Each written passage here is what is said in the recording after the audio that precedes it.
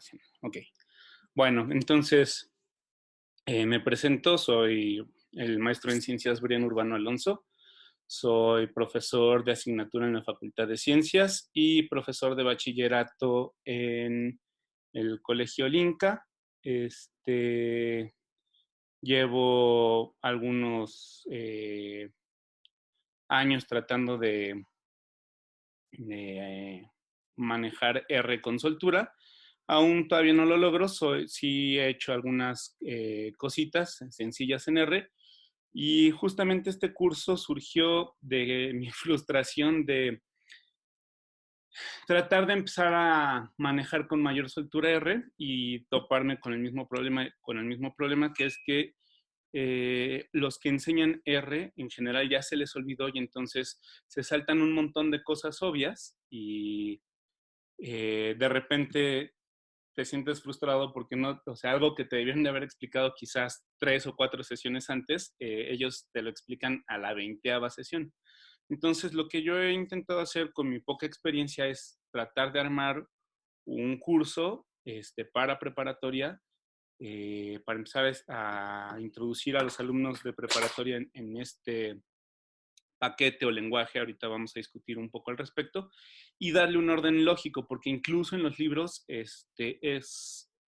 carecen del mismo, bueno, más bien tienen el mismo problema que es no siguen un orden lógico en cómo presentar la información. Entonces, desde mi lógica al menos, traté de armar un curso para explicar paso a paso el funcionamiento de R y pues, esa es la intención del curso que estamos haciendo por la contingencia en la que nos encontramos actualmente, ¿no? Entonces, vamos a empezar con algo muy sencillo, algo meramente descriptivo, una introducción a R.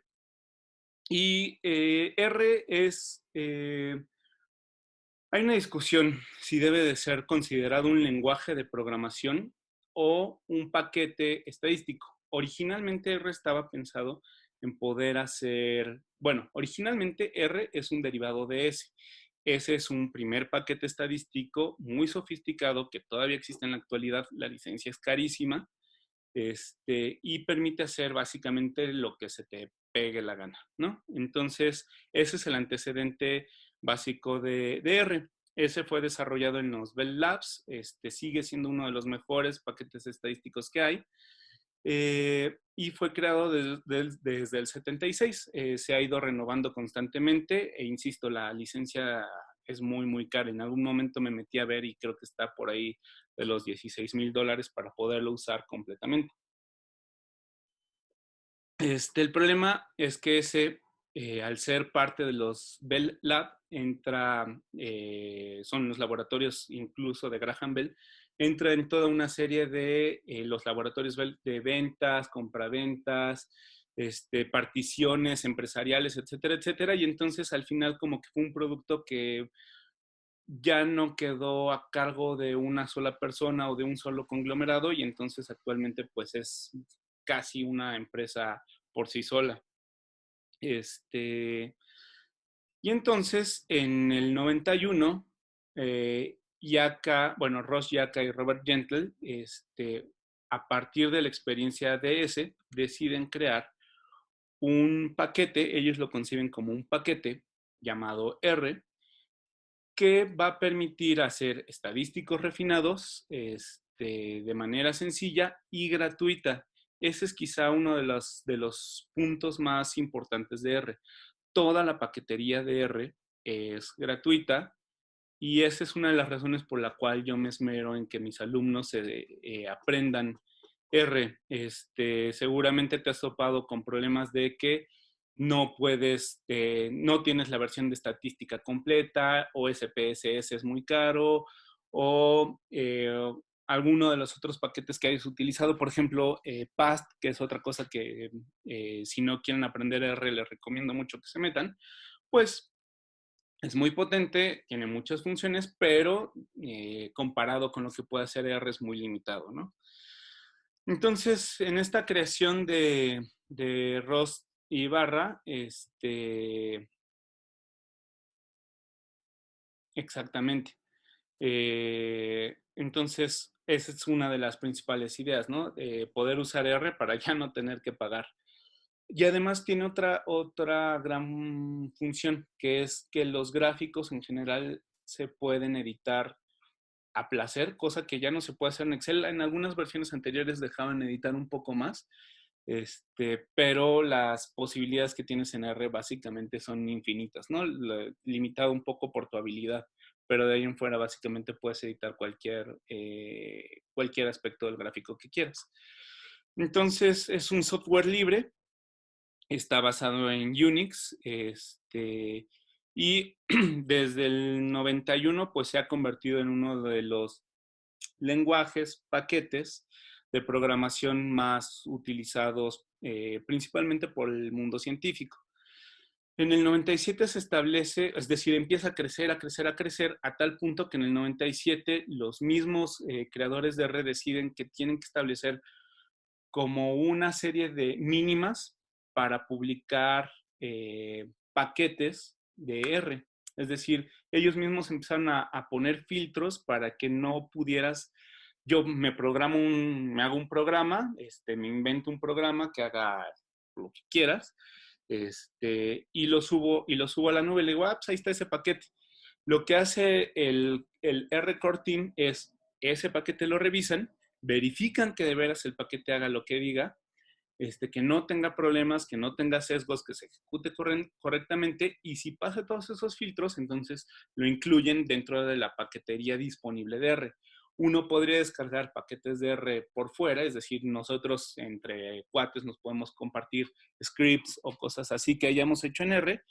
Sin embargo, no tienen la revisión por pares que sí tiene un paquete de R. ¿De acuerdo? Entonces, esa es como la otra gran ventaja de R, que se está filtrando y tiene eh, controles de calidad que nos permiten nos permiten estar seguros de que lo que hicimos está bien hecho y hay alguien que lo revisó. En el 2000 se libera la primera versión, la versión 1.00, que es, digamos, ya el arranque formal de R. Y, insisto,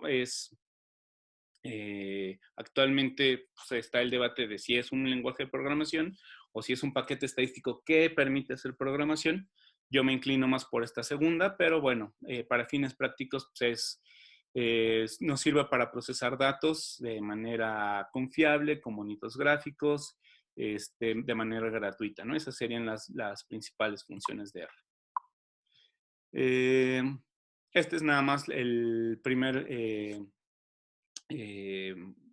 la primer publicación de R, es decir, el momento en el cual ellos publican cómo están haciendo el paquete R y las intenciones que tienen y demás.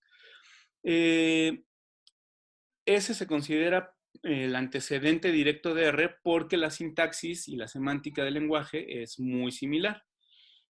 Otra de las ventajas de R es que corre sobre básicamente cualquier plataforma. Unix, iOS de Mac, MS2, incluso hay gente que presume que lo ha corrido en PlayStation. Es decir, así de potente es y así de sencillo es. Se puede correr incluso desde una PlayStation o de algunas otras consolas con algunas pequeñas modificaciones. Es gratuito y posee una de las comunidades más grandes de programación. Ha crecido muchísimo, muchísimo el uso de R. Y bueno, en particular para los biólogos ha resultado muy útil porque hay muchos paquetes. La comunidad de biólogos que se está encargando de hacer paquetes sobre R, pues ha ido creciendo y entonces hay de genética de poblaciones, de ecología de la conducta, de ecología de poblaciones, de ecología de comunidades, básicamente de lo que quieras, ¿no? Yo, en el caso de preparatoria, hago mucho hincapié en que deben de aprenderlo porque para economistas, para eh, administradores, incluso para abogados, ya vi que hay una comunidad en Estados Unidos de abogados que usan R, no me quedó claro muy bien para qué, pero por ejemplo, incluso para DJs se ha vuelto algo pues novedoso y que se puede empezar a aplicar a la música, análisis de partituras y cosas así.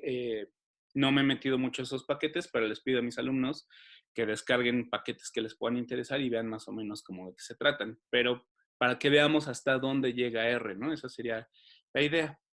Se dice que R es un paquete bueno, un paquete o lenguaje de libertad 3, es decir, nosotros podemos mejorar el programa y hacer públicos esas mejoras.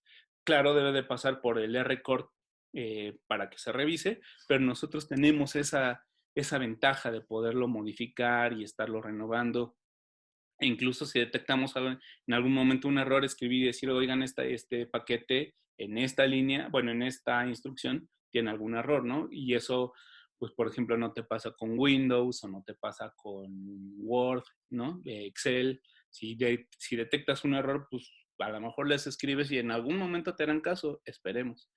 Pero es otra de las grandes ventajas de R. Cuando nosotros descargamos R, siempre se descargan con un número muy reducido de paquetes, sí, de paquetes básicos.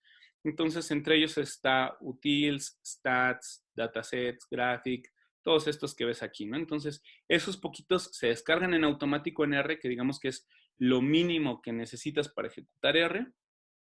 Y después nosotros podemos ir buscando y ejecutando paquetes que nos pudieran interesar, ¿no? Como todos los que te mencionaba. Genética de poblaciones, ecología de comunidades, etcétera, etcétera. Ya esos les vamos a llamar packages. En la actualidad hay cerca de 4,000 paquetes gratuitos que te digo, abarcan desde la música hasta la aeronáutica o la mecatrónica. Entonces, es muy difícil que alguien diga que domine R, o sea, podrá llegar a programar R, pero dominar R, pues es para fines prácticos.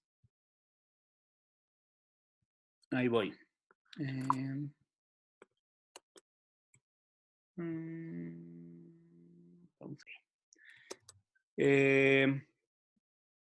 Entonces, te digo, hay más de 4,000 paquetes gratuitos, entonces dominar R es para fines prácticos imposible, ¿no? O sea, a lo mejor en tu área lo manejas, digo, claro, puedes programar la generalidad, pero pues es como pretender dominar cualquier, eh, todas las disciplinas, ¿no? Uno de los problemas de R, y que lo he vivido, es que el escalón inicial, es decir, el momento del primer acercamiento a R suele ser muy alto y entonces eso causa frustración y hace que mucha gente diga, no, sabes que está padre y hace bonitas gráficas, pero no me interesa, ¿no? Entonces, ese es justo el escalón. Bueno, mi intención es reducir el tamaño de ese escalón para hacerlo más accesible un poco a un mayor público. Hay mucha documentación y a veces, aunque eso podría sonar como algo fácil, a veces no es tan clara y la gente, sobre todo en blogs, se aburre de contestar dudas obvias, ¿no? Es así de, ¿por qué aquí no me está corriendo? Pues es porque una cosa está en mayúsculas y otra cosa está en minúsculas.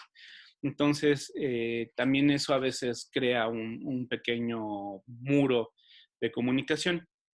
La otra es que R, en las últimas versiones de R, ese aspecto se ha mejorado, pero en las que yo empecé a manejar, R no te decía en dónde está mal, solamente te decía esto no corre y pues no corre.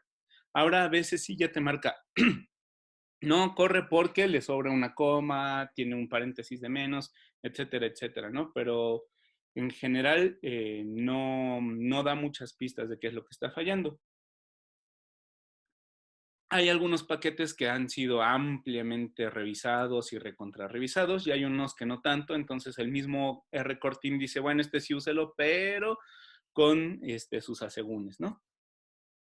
R como tal utiliza línea de comandos y no una interfaz gráfico, entonces eso también a la gente como que a veces ya nos malacostumbró Windows y Mac a que se ve más bonito los iconos y demás, ¿no? Entonces eso de estar tecleando y estar revisando en la pantalla, pues como que genera un cierto rechazo a.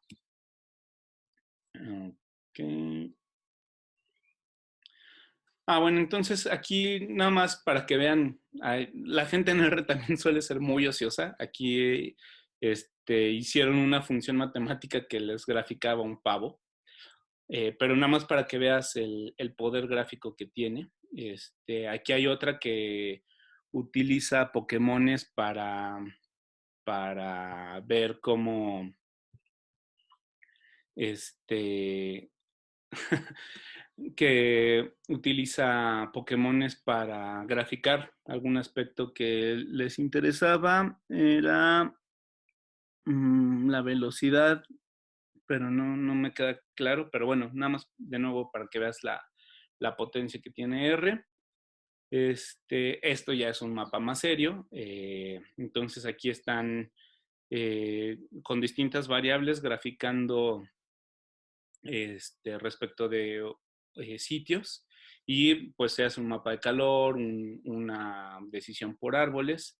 Entonces, pues el poder gráfico es muy alto, ¿no? Y digamos que en uno de los más recientes paquetes, pues este tipo de gráficas también se pueden hacer, ¿no? Ya incluso pasa más en Python, pero en R ya hay cada vez mejor paquetería que permite hacer mapas con este tipo de calidad que, por ejemplo, no lo podrías lograr en QGIS o en ArcGIS tan fácil, ¿no? Bueno, no quiere decir que sea fácil en R, pero ya se pueden hacer. E incluso animaciones, ¿no? Lo cual pues se ve muy, muy vistoso y pues le da otro carácter a los datos. Bueno, recomendaciones directas de R.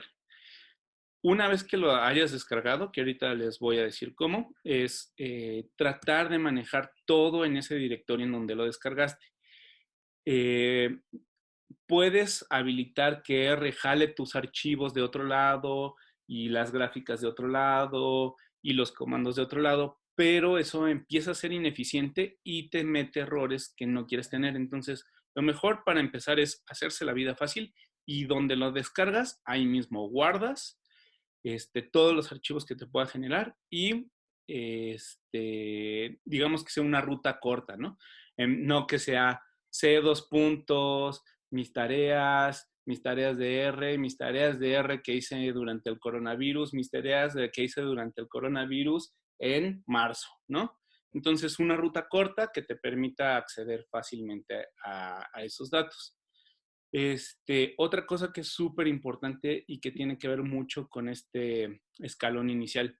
No estamos acostumbrados a ser ordenados y eficientes con nuestras computadoras. Entonces, ahora que vamos a empezar a trabajar con R, hay que nombrar de manera clara los códigos y las variables y todo lo que vayamos a salvar, que tenga un nombre corto, claro y explicativo.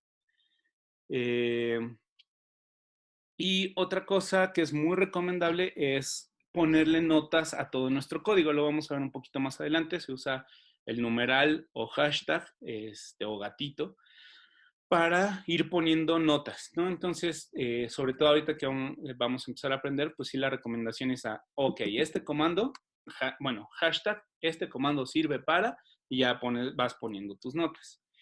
Y la otra es, ya cuando vayamos a empezar a hacer cosas un poquito más elaboradas, indentar el código, que es poner en distintos niveles de jerárquicos, de alguna manera, el código que vayamos haciendo y va de izquierda a derecha. Entonces, la instrucción de primer orden, digamos, va pegado a la izquierda y luego si hubiera alguna instrucción subordinada se le da un tabulador y entonces va quedando a la derecha y a la derecha y a la derecha y a la derecha.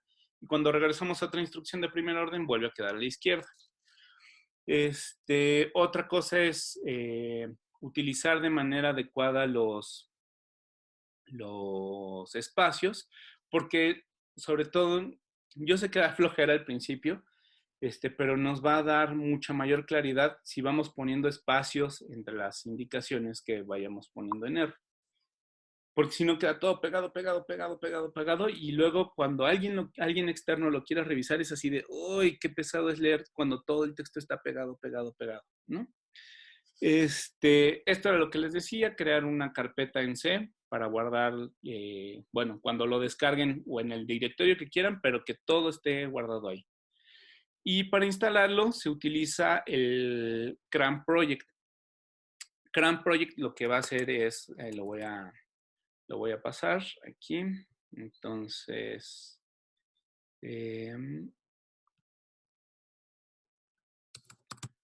dicen los que saben que solo se... bueno, este es CRAN Project, lo escriben así, lo descargan.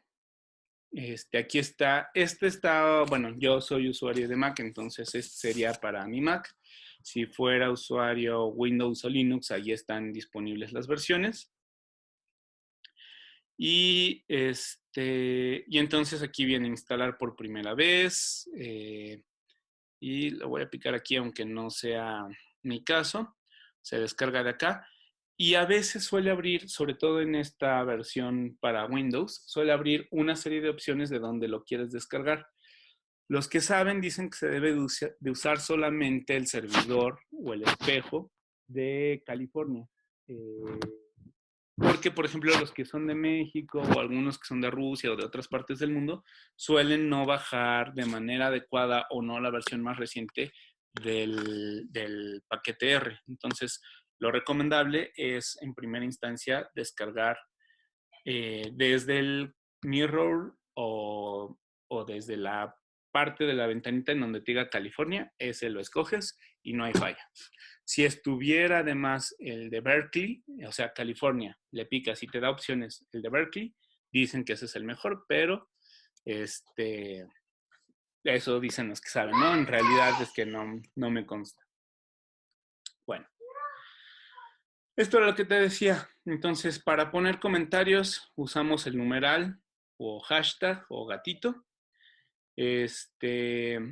Y siempre que querramos ver algo que hayamos hecho, debemos de dar enter en tu caso y se va a ejecutar la orden. Aquí, por ejemplo, de esta resta, si aquí yo le doy enter, me va a dar este número, ¿no? Ese sería el output y este sería el cálculo o argumento que le estoy dando.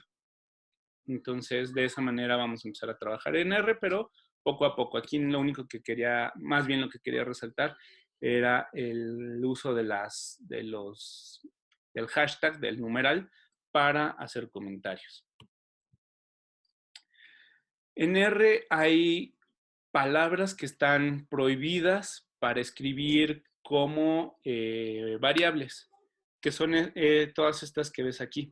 Entonces, si bien se puede hacer, es decir, nosotros podemos forzar a R a que lo haga, la verdad es que es una necedad, es exigirle de más al programa, pudiéndole poner cualquier nombre que se te ocurra, ¿no? Entonces, ¿para qué le quieres poner a una variable falso si ya, o bueno, false en inglés, si R ya la usa? Entonces, lo puedes hacer, hay formas de hacerlo, la verdad es que ¿para qué? ¿No? Entonces es importante que tengan en cuenta. Aquí me faltó una que incluir, que es la letra C. Poner la letra C también se indigesta R, ¿no? Entonces tratar de no hacer ese tipo de cosas. Ok. Tipos de datos que maneja R son numéricos, de carácter, factores y lógicos. Entonces, vamos a ir viendo cómo se trabajan cada uno de estos tipos de datos. Ahorita nada más, insisto, es algo introductorio. Y esos son los tipos de datos. Esos tipos de datos pueden estar almacenados en el siguiente tipo de objetos. Hay objetos que se llaman vector, que pueden tener datos numéricos de carácter, complejos o lógicos. Factores, que pueden tener caracteres, tipos de datos numéricos o de carácter. Arreglos que pueden tener numéricos, carácter, complejo, lógico. Todo esto lo vamos a ir viendo poco a poco. Insisto, uno de los problemas que me encontré es que esto no me lo explican hasta mucho después y entonces decidí que es mejor que te lo expliquen casi en la primera sesión, ¿no? Y estos objetos, al igual que los comandos como tal, pueden tener atributos, pero también lo vamos a ir viendo poco a poco. Ok, entonces yo puedo crear en R objetos adicionales a estos, ¿no? Estos son objetos, pero ya además puedo nombrar esos objetos. Los nombres que le dé a esos objetos deben de tener ciertas características. Deben de ser nombres válidos, pueden ser de la extensión que quieran, solo que deben de tener un punto separado. Es decir, si quisieras utilizar un objeto que se llame angélica.viñas.marcial, debe estar separado todos esos por puntos. El problema de crear objetos con nombres muy largos es que cuando los quieras invocar vas a tener que teclear todo ese nombre, ¿no? Otra de las reglas es que no pueden empezar con un número, ¿de acuerdo? Los nombres no pueden empezar, los nombres de los objetos no pueden empezar con un número. Y otra cosa que frustra muchísimo a la gente y que genera uno de los errores más comunes es que R es sensible al uso de mayúsculas. Es decir, que si tú nombraste un objeto que se llama Angélica y la primera lo usaste minúscula y después lo quieres invocar con mayúscula, R no lo va a identificar. Necesita llamarse igual que como lo nombraste. Y entonces, por ejemplo, aquí X minúscula es diferente a X mayúscula. Aquí ya les empecé a introducir un poco de lenguaje. Este es el símbolo de diferente. Hay nombres reservados, como ya les había mencionado. No puedes usar function, no puedes usar if y toda la lista que ya les enseñé previamente. Es mejor que eviten usar los nombres que usa R, como el comando C, que se usa para generar concatenaciones. Entonces, evítenlo, ¿no? Hay 1000 formas de nombrarlo, evítenlo. Y la otra es que, y aquí creo que R ya está evitando que pase, a ver, luego lo checamos cuando ya empecemos a teclear un poco de código, y es que cuando se hace una asignación de variables, es decir, nosotros en estos objetos que podemos crear variables. Y normalmente se hace utilizando el signo de menor que, o sí, menor que, y el guión medio. Entonces, esto simula una flechita como lo que se ve aquí, ¿de acuerdo? O como lo que se ve acá. Esta asignación de variables originalmente también se puede hacer con el signo igual. El problema es que eso genera problemas para distinguir cuando estamos hablando de una operación, es decir, 5 es igual que 5, o bueno, 7 más 2 más 5 es igual a, y R te podría dar la respuesta. Pero podrían estar asignando esa operación a un nombre de una variable. Entonces ahí genera confusión y entonces vamos a evitar usar el signo R para hacer asignaciones a variables y lo que vamos a usar es esta flechita. Y también el orden es importante. Se supone que se puede hacer en los dos sentidos, es decir, yo podría tener una flechita en este sentido. Sin embargo, por acuerdo de los programadores, lo adecuado es asignar hacia la izquierda, es decir, que la variable u objeto que esté creando esté hacia la izquierda, ¿de acuerdo? Como en este caso, X, flechita, 5. Y aquí viene lo de los espacios que les decía. Yo puedo pegarlo así todo o ponerle un espacio aquí y un espacio acá y se ve mucho más elegante. En una sola línea no es tan notorio, pero cuando ya se juntan 100, 200, 1500 líneas de comando, tenerlo todo pegado se vuelve muy, muy complicado de revisar. Entonces es lindo empezar a separar las líneas de comando para poderlo analizar de mejor manera. Y por último están los comandos, que ya los vamos a ver la siguiente clase. Entonces, los comandos tienen una estructura muy sencilla, que es el nombre del comando, y adentro de paréntesis van los argumentos, que son todas las cosas que puede hacer ese comando o todas las opciones que nos va a dar ese comando, ¿de acuerdo? Entonces, lo primero que me gustaría es que descarguen R, lo instalen y la próxima sesión, que inicialmente sería el miércoles, empezamos ya a teclear cosas en R. Y justo los voy a dejar picados con este R para flojos. La primer acercamiento en R, yo creo que es muy útil que todos lo hagan en RR, como lo vayan a descargar del CRAN. Y posteriormente les voy a enseñar lo que yo considero que es R para flojos, pero que sí hace mucho más eficiente el trabajo. Muy bien, Angélica. Entonces, pues esta sería la primera sesión y la siguiente el miércoles que viene, si te parece a la misma hora, bueno, descarga R y ya empezaríamos ahora sí a teclear. ¿Cómo ves? Perfecto. ¿Sale? Bueno, Sí, sí, sí. pues un gusto. Igualmente. Cuídate, nos estamos viendo. Bye bye.